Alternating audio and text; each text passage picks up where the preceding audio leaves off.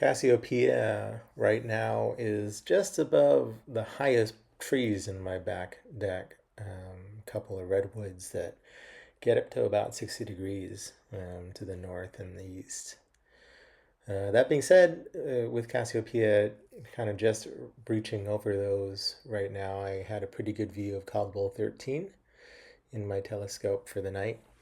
It was fairly hazy out. I wasn't really getting some very good views of any of the nebulas or galaxies in the area, so I figured might as well give a little bit of an open cluster a try, since at least I'd be able to see the stars.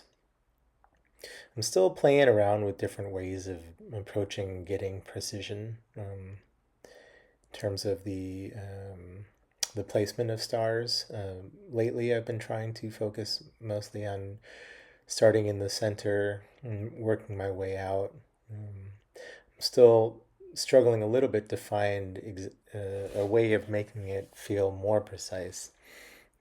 In this case here, just getting in the first half a dozen or so, it felt like some of them were off. So I took out the black charcoal pencil to erase on the black there of the page and readjust a few of those stars. Apologies too for the shakiness of the camera on this video. It was pretty windy out and my mount isn't super great with the wind, so things will be bouncing around a little bit. Hopefully you don't get seasick. So the majority of this video is going to be placing out stars, as if watching 15 minutes of time lapse of somebody drawing celestial objects isn't boring enough. 75% of this one is just going to be placing dots on the page. That being said, I don't know. There's something kind of interesting I find about checking out other people's methods. Everyone's got a slightly different way of doing it. For me, on this particular one, I place out the primary bright stars, kind of like this rectangular four, and then added on most of the general shaping of Caldwell 13's open cluster area. So I'm just sort of finishing up the wings or the arms, going through here, and then starting to branch out a little bit more into some of the stars surrounding it.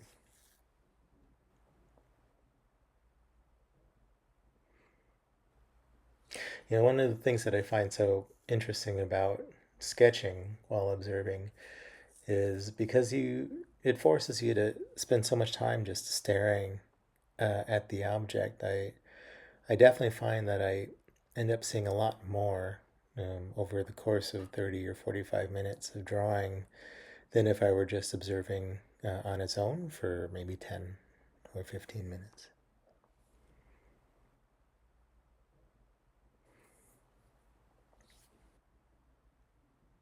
Currently, I'm still finding that using this one brisk learner white pen works pretty well for plotting out all of the stars and just spending or increasing the size of the dot for the higher magnitude ones. That being said, I'm starting to consider looking into a few other options, something that might give a little bit more of a precise circle or a round dot. It could also just be technique. I do find that when I'm more tired, I tend to streak the dots a little bit and they turn out more like ovals as opposed to circles.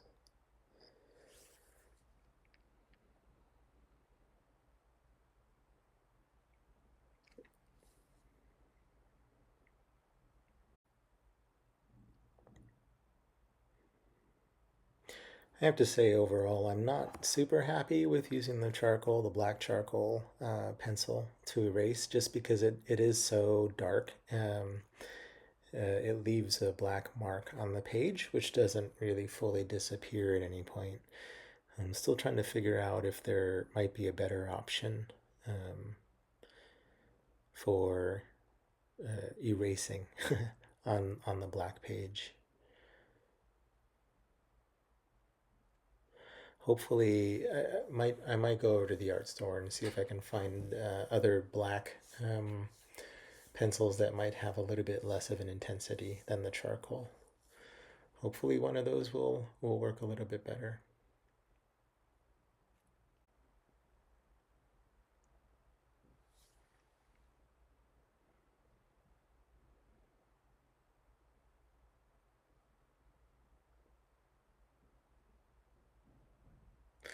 Overall, this sketch, I did notice that things were a little bit more accurate than I usually am. I spent a little bit more time just making sure that everything was about right on the page. And also spending a little bit of extra time trying to get the magnitudes feeling about right.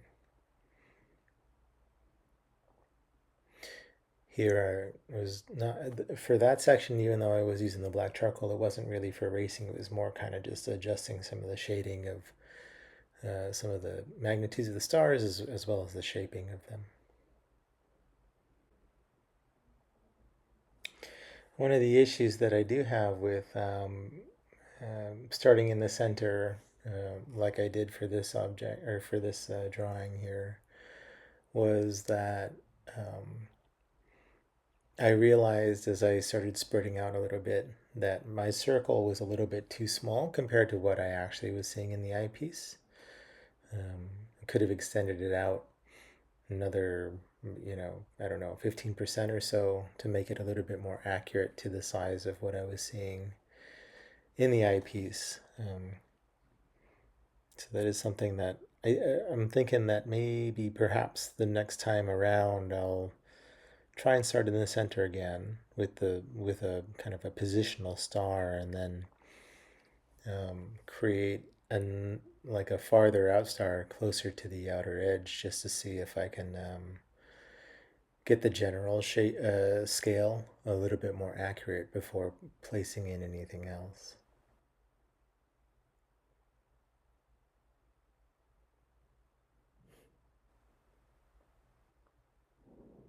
For the majority of this sketch, I was using a APM 30 millimeter ultra flat field eyepiece that I had just recently purchased. And this is one of the nicer eyepieces that I've ever bought. Most of the eyepieces I use have come with the telescopes that I've bought secondhand and things like that. I do have some pretty decent ones, but none this wide with as good quality. So I believe this is a 40 times zoom using my 10-inch f4.7 reflector.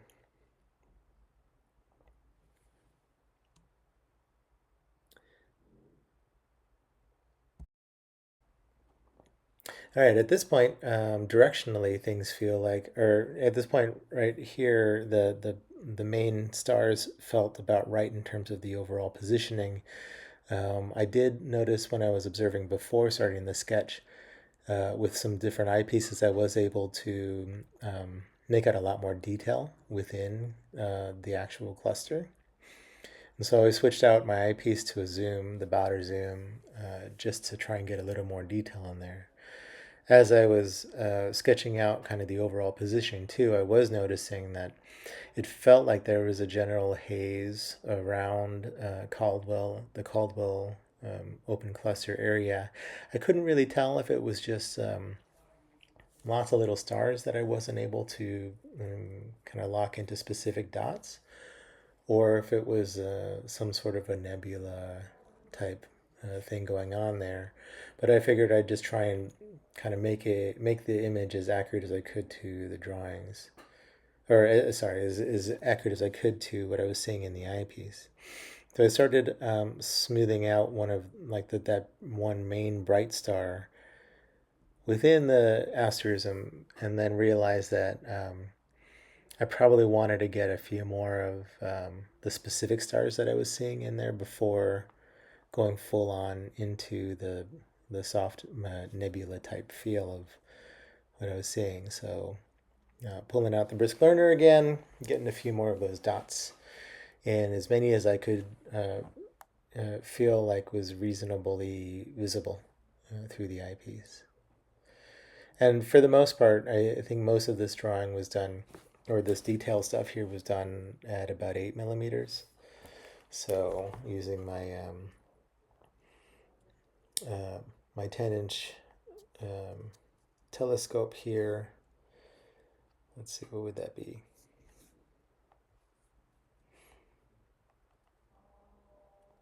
About 150 times magnification for the detail work here.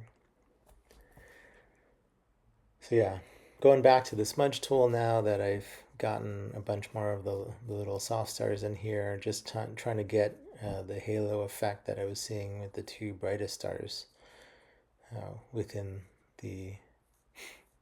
um, the cluster here.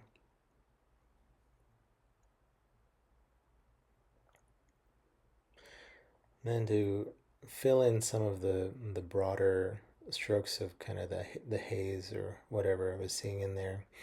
First, I started with the tip of the pencil, the smudge tool, just trying to get sort of general shaping or placement of where that stuff was that I was seeing. Because the skies were pretty hazy and overcast. I was getting a lot of light um, just in general in the area, so there was no real reason to switch over to the red light or to turn off my head the light while I was observing for the most part. So I kept it just with the amber throughout most of this sketch. So I continued along like this for a little while, just getting a couple more of that kind of soft halos around the stars and the general defining of the placement of the nebulous feel. Around here, though, it felt like, I don't know, I felt like I wasn't getting quite as much as I needed to in there. So switching over to kind of side of the smudge tool here, just to layer on a little bit more uh, thickness to it all, and softening out with my finger. Generally, when I'm smudging with my finger, it's a lot of medium kind of pressure on the paper. And I find that, especially, I guess, maybe with the oils on the finger or whatever, it does set it pretty nicely onto the page as well. And I would definitely have to use an eraser if I wanted to remove it after smudging with the finger, but I feel like it's for me, it's a comfortable technique to kind of get the specificity of the thickness of the content on the page.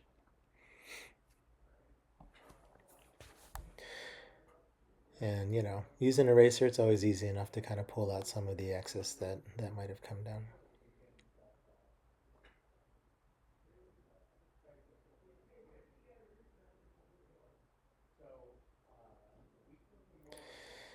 Once the general shape was in here, I was just pulling out a little bit of like a little center area where it darkened up, and threw on the red filter for a little bit just to observe, try and see the surrounding nebulous feels a little bit more. So kind of hard with the amber light on to define some of that stuff. Makes it a lot easier with the red filter.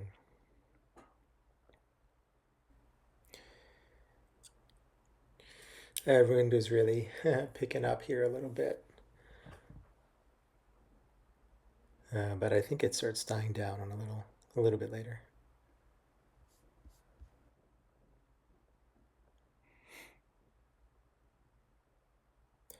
And with that last little bit there in the upper right corner, it felt like in general things were working pretty well with it. Find a little pass over everything with my finger, just trying to take off a little bit of the excess intensity throughout,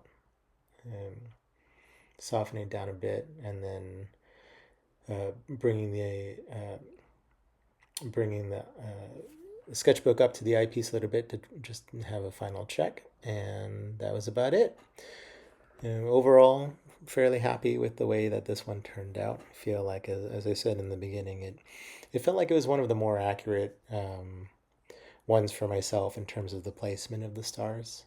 It was nice not to have to worry too much about nebula specificity as much as, when you're doing actual nebulas, or when you're working on a galaxy. So it was nice to just enjoy kind of putting in the stars for the night.